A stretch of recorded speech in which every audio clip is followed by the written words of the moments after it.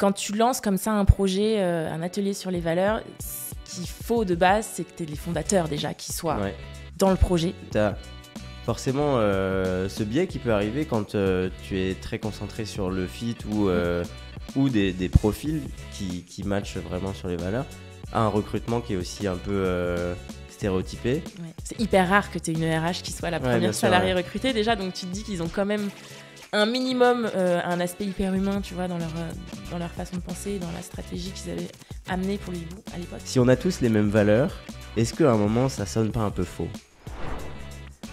Bonjour à tous et bienvenue dans Les Pieds sur le Bureau. Je suis Paul Barat et chaque mois, je reçois des experts des ressources humaines pour décrypter les tendances d'aujourd'hui et de demain. Et demain, c'est aujourd'hui. Aujourd'hui, justement, je reçois Audrey Dufresne, DRH de Le Hibou. Audrey a été l'une des premières salariées recrutées chez Le Hibou, ce qui n'est pas fréquent dans la fonction RH. Et en tant que première salariée et DRH, elle a forcément été partie prenante dans la création des valeurs d'entreprise. Mais à quoi ça sert les valeurs d'entreprise au juste ? Elles sont parfois semblables dans beaucoup d'entreprises. Est-ce que ça leur fait perdre du sens ? Est-ce que c'est juste pour faire joli ? Valeurs d'entreprise, bullshit ou réalité ? On en parle sans langue de bois avec Audrey. Bonne écoute. Bienvenue Audrey, je suis ravi de t'accueillir. Bonjour Paul, merci. Moi aussi, je suis ravie d'être là. Audrey, tu connais peut-être notre tradition dans le podcast. On commence toujours par un petit CV en moins d'une minute, chronométré. Donc si c'est bon pour toi, je vais lancer le chrono et on écoute ton CV. Ok, pas de souci. C'est parti. C'est parti. Alors, le CV à l'envers. Donc, Audrey Dufresne, DRH de Le Hibou depuis 7 ans et demi. Je suis arrivée en 2017, donc première salariée, comme tu l'as dit, recrutée chez Le Hibou. Donc, je vous expliquerai un petit peu tout au long de ce podcast, tout ce que j'ai fait chez Le Hibou depuis mon arrivée. Mais avant ça, je travaillais dans l'événementiel. Donc, j'étais responsable RH dans une boîte d'événementiel. Et encore avant ça, j'ai un parcours un peu atypique. Je vivais à Dubaï et j'étais hôtesse de l'air pour la société, la compagnie Emirates. Donc, rien à voir. Et en fait, j'ai interrompu mon master entre le master 1 et le master 2 pour partir à l'autre bout du monde, profiter, voyager, parler anglais. Et je suis rentrée, j'ai fini mon master 2. Et j'ai ensuite commencé ma carrière dans les RH. Trop bien. Voilà. On est à 41 secondes, c'est parfait. Est-ce que tu peux nous en dire aussi un petit mot sur Le Hibou ? Bien sûr.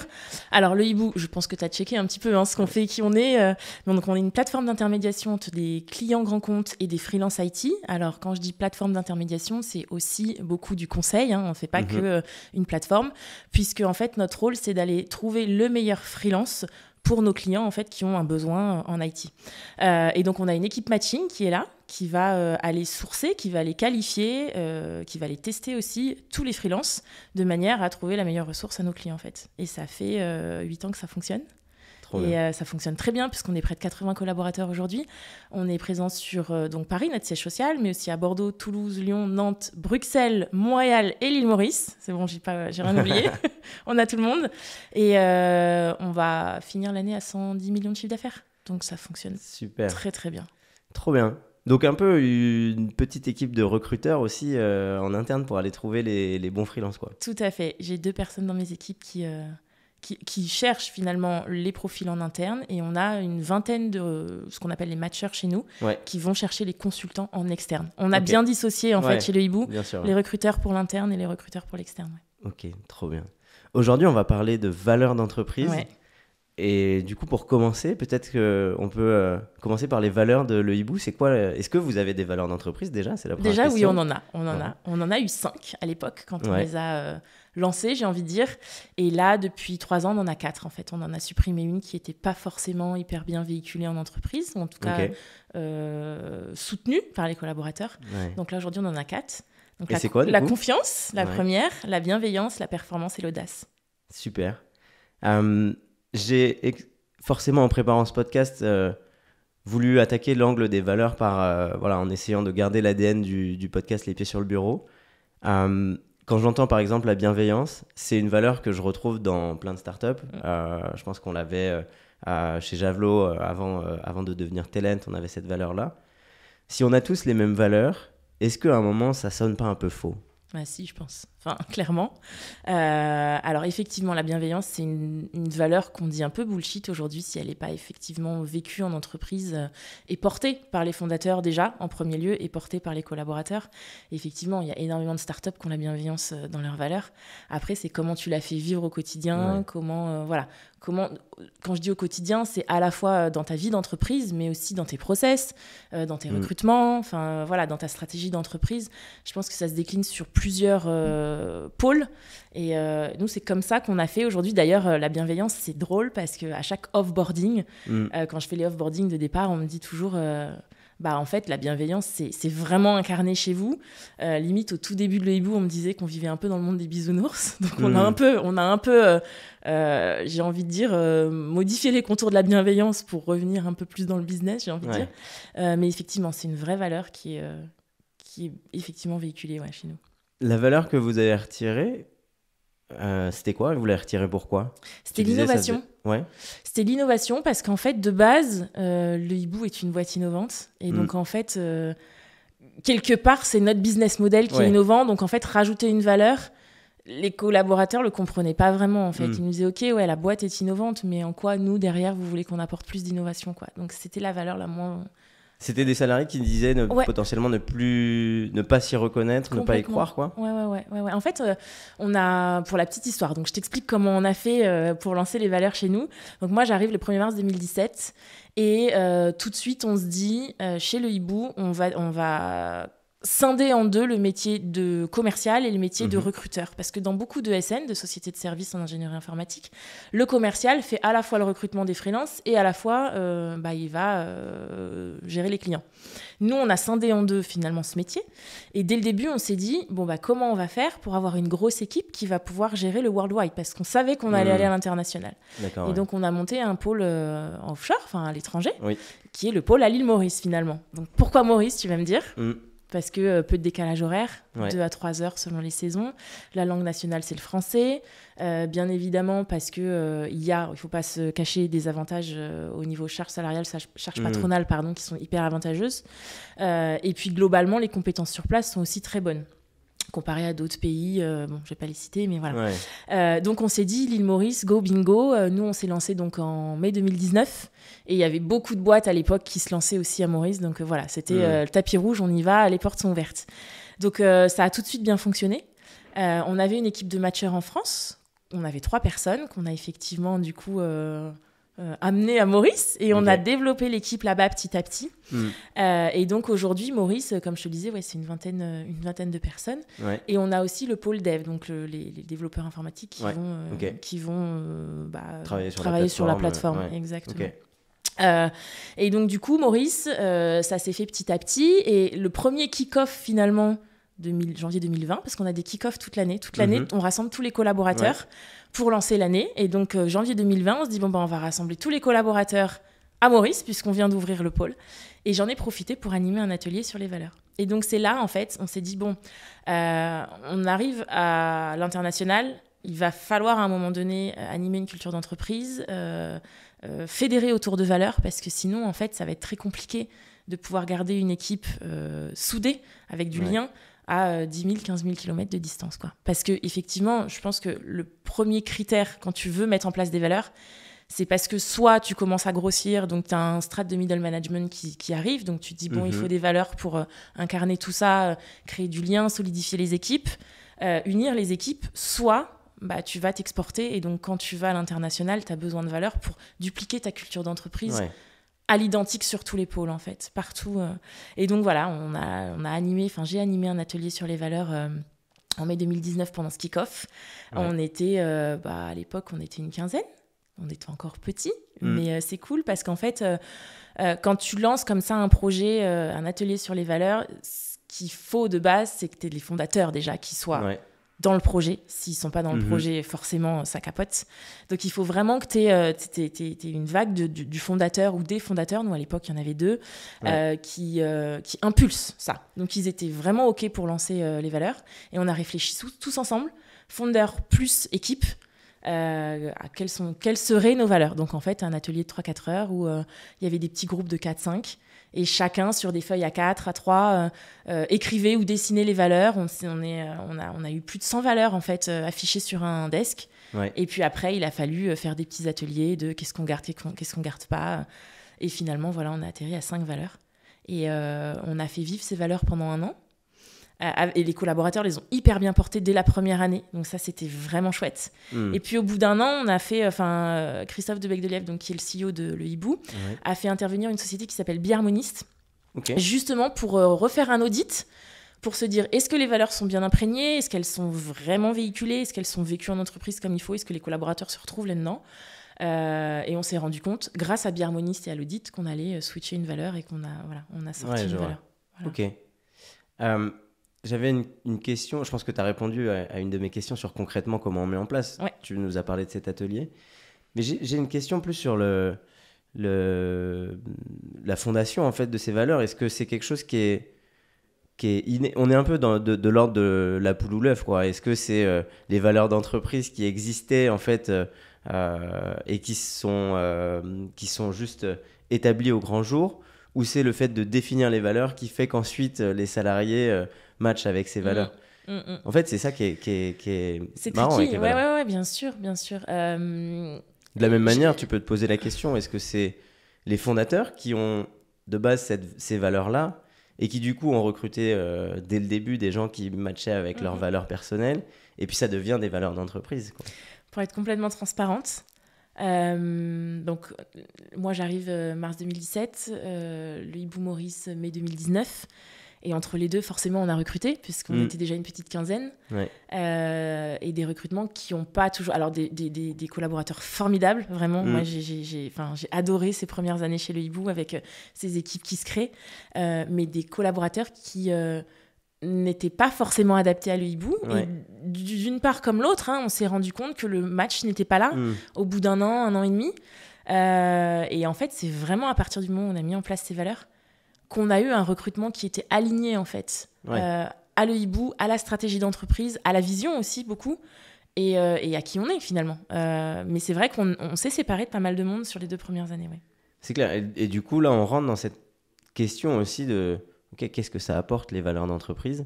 Tu l'as dit, soit c'est nécessaire pour l'internationalisation, soit c'est nécessaire quand on rajoute des strates de management. Et tu l'as dit, pour aussi faire vivre cette culture et s'assurer qu'on recrute correctement. C'est un gros levier au moment un gros point d'attention au moment du recrutement. Ah ouais, énorme. En fait, moi, j'ai vraiment ce mindset de dire... des compétences, ça s'acquiert par de la formation, par du coaching, par du codev. Enfin, il y a énormément de façons d'acquérir de la compétence. Par contre, un savoir-être, c'est hyper compliqué. Et rentrer dans des valeurs... J'ai pas envie de parler de moule parce que c'est pas exactement ça, mais quand même, faut que tu les vives, les valeurs. Si tu les vis pas, c'est pas la peine. Et en fait, t'as plus de mal, effectivement, à faire changer un caractère et à faire changer une personnalité qu'à faire venir des compétences.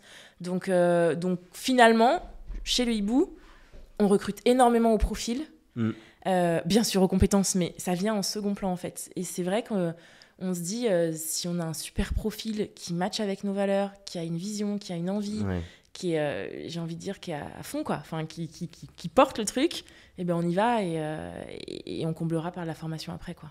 Ouais. On s'était un peu dit en préparant l'épisode aussi que tu as forcément ce biais qui peut arriver quand tu es très concentré sur le fit ou des profils qui matchent vraiment sur les valeurs, à un recrutement qui est aussi un peu stéréotypé. On en parle dans un autre épisode des pieds sur le bureau, mais tu as ce sujet aussi un peu de ok, est-ce que les valeurs, ça m'amène pas à recruter un peu des clones, quoi. Ouais, exactement. Mais tu sais que je me suis posé la question il y a pas longtemps, effectivement. Parce qu'on se rend compte que chez le Hibou, les équipes sont effectivement toutes assez jeunes. Et effectivement, c'est des collaborateurs qui ont envie. Donc, en fait, on a tous la même patate, on a tous envie, finalement, d'adhérer au projet, on a tous une vision commune. J'ai envie de te dire oui et non. J'ai envie de te répondre oui et non. Pourquoi oui et non ? parce que chacun est particulier de toute façon quand même. Ouais. Chacun vivra les valeurs plus ou moins fortement. Chacun adhérera à une valeur plus qu'à une autre ou pas. Il y en a qui seront beaucoup plus axés sur l'audace ou la performance et d'autres beaucoup plus sur la bienveillance ou la confiance, le travail en équipe, etc. etc. Voilà, on n'a pas non plus 100% des clones, quoi. Et on diversifie de plus en plus aussi nos recrutements. C'est vrai qu'au début, quand on a mis en place les valeurs, on était très axé sur recrutement valeur. Et petit à petit, en fait, tu te rends compte que tu es obligé d'étendre parce que le marché, de toute façon, est tellement compliqué aujourd'hui au niveau du recrutement, surtout chez les sales, que tu peux pas non plus faire que ça, que des valeurs. Et d'autant plus que là, il y a quelques semaines, on a signé la charte d'engagement pour le recrutement des plus de 50 ans. Okay. Et donc là, je me lance dans une nouvelle démarche auprès de notre CMO, notre directrice marketing RSE, qui porte aussi le projet avec moi. Et donc, on est vraiment dans cette démarche de vouloir inclure beaucoup plus de seniors en fait en entreprise. Donc forcément, on aura moins de clones et forcément, on va s'ouvrir sur des profils un peu plus variés. Et concrètement, comment tu fais vivre ces valeurs ? Comment tu fais pour que ça reste des valeurs qui sont pertinentes ? Comment tu fais pour que les salariés l'incarnent, les managers l'incarnent ? Est-ce que vous avez une sorte de charte ou des comportements observables que vous définissez ? Complètement, ouais. Bah, ça a été un des gros travaux de Biharmonist quand ils nous ont accompagnés. Okay, ouais. Ça a été finalement, ok, on a des valeurs, mais qu'est-ce qu'on met derrière ces valeurs en fait ? Donc on a défini les valeurs. C'est quoi les green flags ? C'est quoi les red flags ? Les conduites à avoir en entreprise, qu'est-ce que je peux faire, qu'est-ce que je peux pas faire en fait, il est où le red flag en fait. Ouais. Et ça c'est vachement parlant. Et en fait en interne on a ce qu'on appelle le Hibou Academy chez nous. On a monté une académie le Hibou avec quand tu arrives chez le Hibou, tu as un onboarding très précis à suivre qui t'accompagne sur tes 3 premières semaines. Donc tu as tout ce onboarding d'une part, tu as tous nos process d'autre part, et sur la 3e partie tu as toutes les formations le Hibou. Et en fait là-dedans y a tout un volet sur les valeurs, il y a tout un volet sur comment on véhicule ces valeurs, qu'est-ce qu'on attend du collaborateur. On a aussi les règles d'or en fait affichées dans les bureaux. Ouais. Et au-delà de ça, effectivement, donc on a Biharmonist qui nous a accompagnés, qui nous a aidés à lancer ce qu'on appelle une culture team. Et donc en interne, maintenant, on a des collaborateurs qui veillent à ce que ces valeurs soient bien véhiculé quoi finalement et on a 6 à 8 personnes qui se relaient tous les 6 mois. On a une culture team qui évolue tous les 6 mois. 6 mois, c'est ça. Pourquoi on l'a fait évoluer ? Parce que justement on veut que ça reste dynamique, on veut que les collaborateurs arrivent avec des idées, renouveler un peu tout ça. Et donc tous les 6 mois ils portent 2 à 3 projets. On a mis aussi en place une boîte à idées. Donc, chaque collaborateur peut anonymement laisser ses idées dans une boîte à idées. La culture team les récupère et on vote. On propose en codir les idées et puis on voit ce qu'on met en place. Mais c'est génial parce qu'en fait, quand on a mis ça en place, c'était il y a 3 ans, les collaborateurs nous remontaient qu'il n'y avait pas suffisamment de communication qui arrivait jusqu'à Maurice et jusqu'aux différents bureaux parce qu'on avait vachement grossi. Et à un moment donné, toute la com RH... on envoyait des mails de temps en temps, mais tout le monde sait, les mails, tu les lis, tu t'en lis 1 sur 2, 1 sur 3. Et on nous reprochait finalement qu'il n'y avait pas suffisamment de com RH. Et donc, à travers, on a pris le SIRH Lucas. Et via Lucas, tu peux faire des newsletters. Ouais. Et donc, tous les lundis, maintenant, on a une newsletter RH qui part. Et les collaborateurs kiffent, en fait. Parce qu'ils sont au courant de tout ce qui se passe toutes les semaines. Alors, au début, c'était très focus RH. Et maintenant, on récupère plein d'infos de tous les pôles et on fait un condensé. Donc, tous les lundis, ils sont au courant de tout ce qui se passe. Bon, c'est un exemple, hein. Ouais, bien sûr. Mais voilà, ça a été remonté par la culture team et donc on essaye d'axer à chaque fois. Donc, tu as quand même ces valeurs qui sont très portées par les salariés, par cette culture team. On a parlé un petit peu des fondateurs. C'est quoi leur rôle dans cette partie-là, dans la définition des valeurs ? Est-ce qu'au contraire, ils sont plutôt en retrait et c'est les collaborateurs qui définissent et font vivre ces valeurs, ou est-ce qu'il y a quand même une part importante des fondateurs ? Une grosse part. Une grosse part. Effectivement, s'ils ne sont pas là dès le début, ça porte pas, quoi. En fait, on te dit souvent, quand tu lis plein de trucs sur les valeurs, sur comment tu fais pour les mettre en place, on te dit souvent que c'est à la fois du bottom-up et à la fois du top-bottom, parce que ça part... À la base, tu as une impulsion du founder. Si tu n'as pas cette impulsion, déjà, c'est les founders qui te disent « je veux mettre en place des valeurs » parce qu'ils y croient, en fait. Pourquoi moi, j'étais la première salariée recrutée ?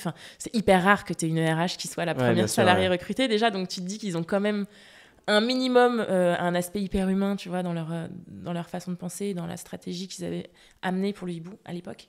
Et donc, ouais, ça part d'une impulsion founder. Ils ont, eux, leurs grandes lignes, qu'ils me partagent forcément, tu vois, avant l'atelier. Bien sûr, ouais. Mais on laisse les collaborateurs nous amener leurs valeurs. Et ensuite, voilà, on a le volet collab, on a le volet founder, et comment on fait pour associer les deux et faire en sorte que ça matche. Et moi, mon rôle dans tout ça, quand tu animes l'atelier, c'est comment tu fais pour que les deux matchent ensemble. Et tu crées un discours, tu crées un échange, et ça se fait. Mais effectivement, après, c'est hyper important au quotidien, pour que ça vive, que les founders incarnent eux-mêmes les valeurs. Et on a la chance d'avoir un fondateur aujourd'hui qui les incarne super bien, en fait. Ok, trop bien. J'ai une question aussi sur... Tu vois, on a parlé un petit peu de ce que ça apporte, les valeurs. On a parlé au moment du recrutement, pour cette culture d'entreprise.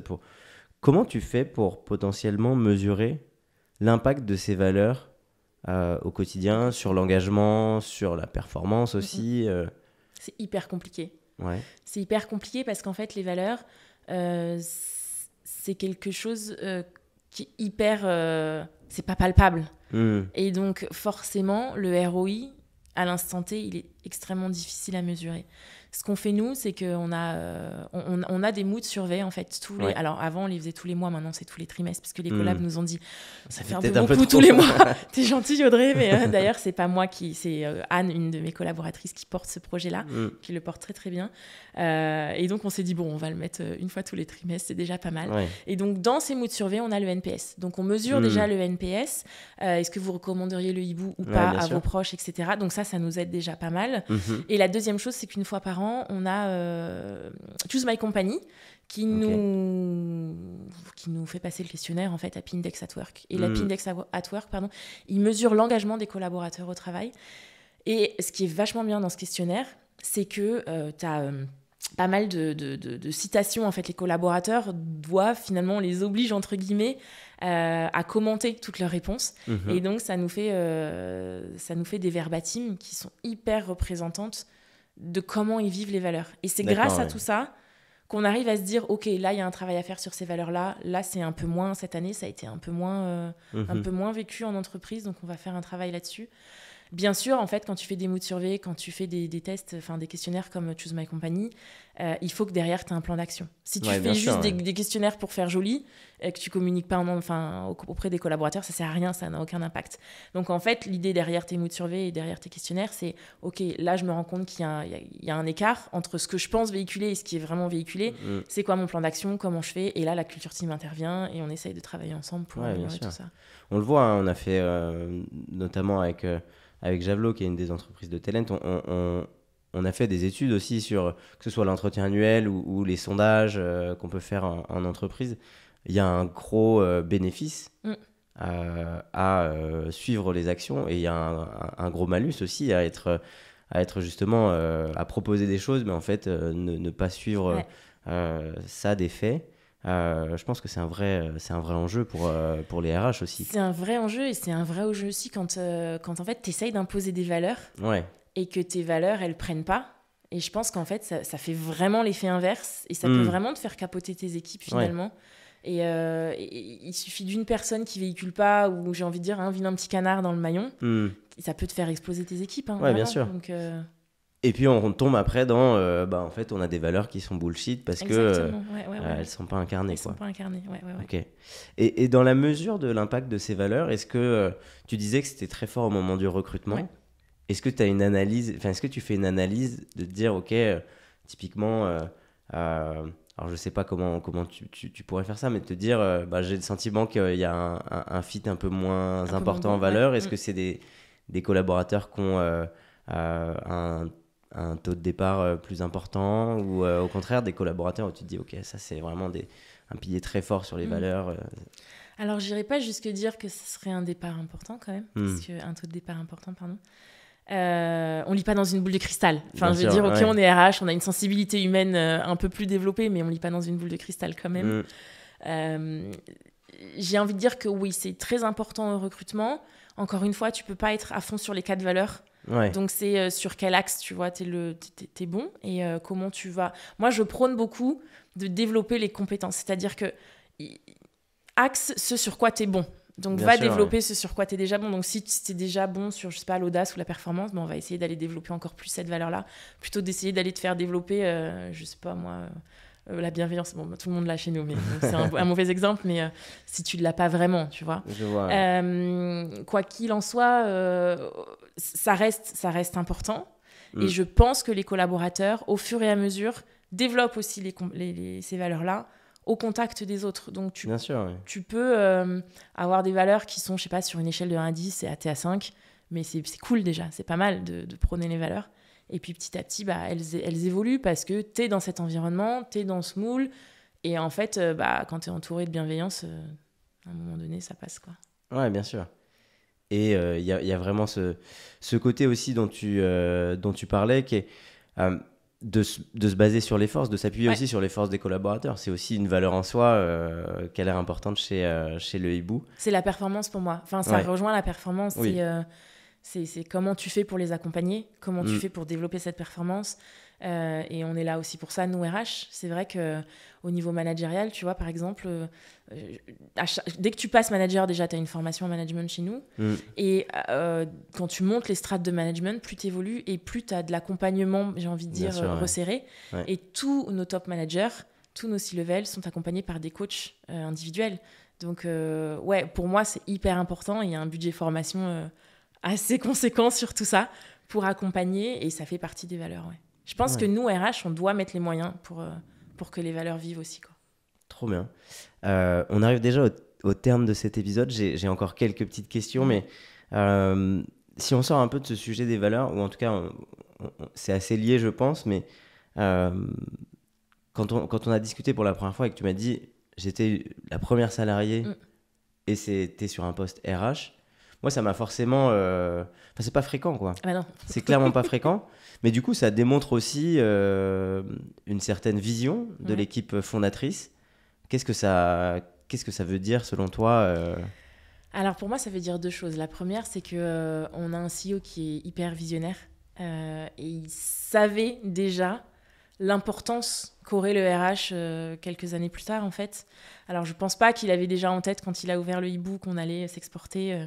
à Bruxelles, à Montréal et à l'île Maurice, mais dès le début, en fait, ils savaient que le rôle RH serait important, de par justement la création, l'évolution rapide, parce qu'on a eu une forte croissance sur les 4 premières années de l'hibou, vraiment à plus de 80%. Ouais. Donc il y avait à la fois cette importance de recruter en interne, de recruter bien, de recruter vite, mais aussi cette importance d'aller fédérer une communauté de freelance. Et moi, quand je suis arrivée chez le hibou, j'avais pas le rôle de DRH que j'ai aujourd'hui. Forcément, mon métier a évolué, tout comme la boîte a évolué. Bien sûr, ouais. Et quand je suis arrivée, je gérais à la fois l'interne et à la fois l'externe. Donc, mon rôle, c'était à la fois de recruter en interne, mais aussi d'aller fédérer les équipes de freelance, de créer une communauté.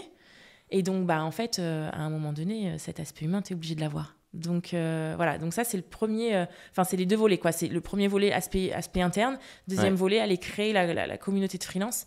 Et donc, tout ça, en fait, j'ai envie de dire...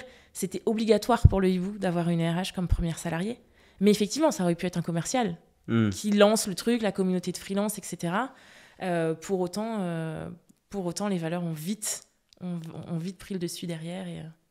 Ouais, je vois. C'est encore une fois quelque chose qui est pas fréquent. On a aussi ce sentiment parfois des RH qui peuvent être sous-staffés ou en tout cas en tension importante. Ça a été mon cas. J'ai porté l'activité Le Hibou pendant plus de 4 ans toute seule. Presque 5 même, jusqu'au jour où j'ai eu une discussion avec mon CEO et je lui ai dit là c'est compliqué, il va falloir recruter. Et donc comment j'ai fait pour lui prouver ça, c'est qu'il a fallu amener des chiffres. Et là on parlait de comment on mesure. Alors j'ai pas mesuré spécifiquement les valeurs, mais je lui ai montré voilà le temps que je passe à faire ça, voilà le temps que je passe à faire ça, voilà le temps que je passe à faire ça. Et en fait il faut réussir à mettre de l'argent derrière ce temps passé. Pour qu'il y ait en fait un rapport temps passé, coût pour l'entreprise. Et là, il se rend compte, quoi. Et là, il se dit, ah ouais, tu fais tout ça, et ah ouais, ça coûte tant. Est-ce que le fait qu'il ait cette vision, tu dis potentiellement un peu visionnaire aussi, est-ce que ça aide dans ces discussions-là ? Ouais. Parce que j'imagine que des personnes qui nous écoutent ont ce sentiment parfois d'être sous-staffé, d'avoir du mal à faire passer ce message à l'équipe fondatrice de OK, il faut absolument qu'on recrute, je suis très en tension, etc. Est-ce que toi, tu penses que ça t'a aidé d'avoir un fondateur qui avait déjà cette vision, ou c'est aussi le cas que tu as construit qui lui a permis de voir clairement les choses? J'ai envie de dire un peu des deux. Je vais pas être binaire, mais en fait, sur les premières années, tu peux porter seul. Enfin, je veux dire, jusqu'à, j'ai envie de dire, 40 collaborateurs, tu peux porter seul. C'est dur, tu fais des grosses journées, mais tu peux porter seul. Et en fait, je pense que il y a un switch. Moi, j'étais très jeune. J'étais très jeune quand je suis arrivée chez le Hibou. Ouais. Et je pense que mon CEO m'a pas forcément vu évoluer. Il a pas forcément vu la masse de travail qu'il y avait à faire, la masse de travail que finalement j'arrivais à engorger. Et à un moment donné, il faut pouvoir montrer où tu en es. Je pense que la communication, c'est hyper important. Moi, j'avais tendance à sous-communiquer. Tu sais, quand tu es RH, tu travailles un peu en sous-marin. Tu fais ton boulot, et puis tu n'as pas besoin d'avoir de la reconnaissance dans tous les sens. Il faut que ça fonctionne, en fait. Donc, tu vas à fond. Tu travailles, tu es en sous-marin. Et parfois, en fait, c'est important de lever la tête et de te dire, OK, là, il faut que je communique, il faut que j'explique ce que je fais. Il faut que je montre le ROI de mon boulot. Parce que sinon, en fait, tu as peu d'impact. Et aujourd'hui, c'est souvent ce qu'on reproche aux RH, de travailler en sous-marin, de peu voir les RH, et de plus en plus, tu vois, il y a des RH qui prennent la parole, c'est hyper important, parce que voilà, le RH existe, le RH est là, le RH est important en entreprise, et donc j'ai envie de dire, c'est un peu les deux, c'est à la fois effectivement au début, l'impulsion du manager de j'ai besoin d'une RH, et après, dans un second temps, quand tu arrives à une taille critique, j'ai envie de dire 40, 50 collaborateurs, où là, tu as un réel besoin, et là, il faut prouver. Donc communique, commence par communiquer, auprès de tes équipes, communication interne, auprès de ton CEO, et auprès du CEO, vu qu'un CEO en général, ça parle chiffres, il faut amener les chiffres, il faut faire des tableaux Excel, il faut prouver toutes tes actions, en fait, le ROI de toutes tes actions, et montrer, finalement, tu vois, je te dis une bêtise, mais j'ai passé, 4 jours entiers là, à faire de la chasse sur un profil. Bon, il y a peut-être besoin, soit qu'on recrute un cabinet, enfin soit qu'on prenne un cabinet de recrutement, soit qu'on recrute un chargé de recrutement en interne, mais tu vois, j'ai fait ça, mais j'ai pas pu faire ça, et tu m'attends sur ça, en fait. Donc aujourd'hui, tu m'attends sur des sujets de fond. On m'attendait beaucoup, effectivement, sur plutôt de la strat, comment tu vas imaginer la stratégie d'entreprise sur les prochaines années, et j'étais là à faire du recrutement H24, parce qu'il fallait faire grossir les équipes. Donc à un moment donné, où tu mets ton curseur, qu'est-ce qui est important ou pas, et voilà. Donc voilà, faut arriver à mesurer tout ça, je pense. Du coup, c'est un peu ça les conseils que tu donnerais au final aux personnes qui nous écoutent, de pouvoir matérialiser un peu tout ce qu'on fait par des chiffres pour avoir de l'impact auprès de l'équipe fondatrice. Ouais.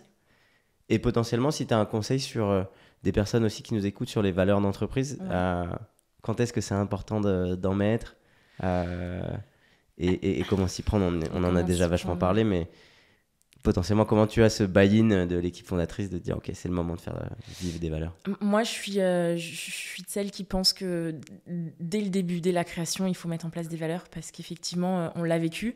Les 2 premières années, on n'en avait pas. Et les recrutements étaient un peu up and down. Donc vraiment, pour l'avoir vécu, je pense que c'est dès le début, en fait, qu'il faut que tu mettes en place tes valeurs. Dès les 5 premiers collabs, finalement, j'ai envie de dire que tu aies une taille critique pour créer un groupe et voilà, et que tu puisses créer de l'effervescence et du jus de cervelle et réfléchir un peu à tout ça.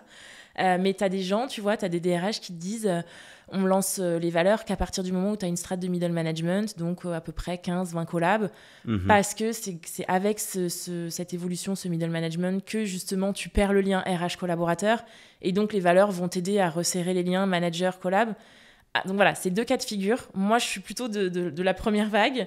Lancez-vous dès le début, en fait, au moins c'est fait, et les recrutements seront alignés dès le début. Mais voilà, après, c'est chacun voit midi à sa porte, quoi. En tout cas, ça a de la valeur de mettre en place des valeurs d'entreprise.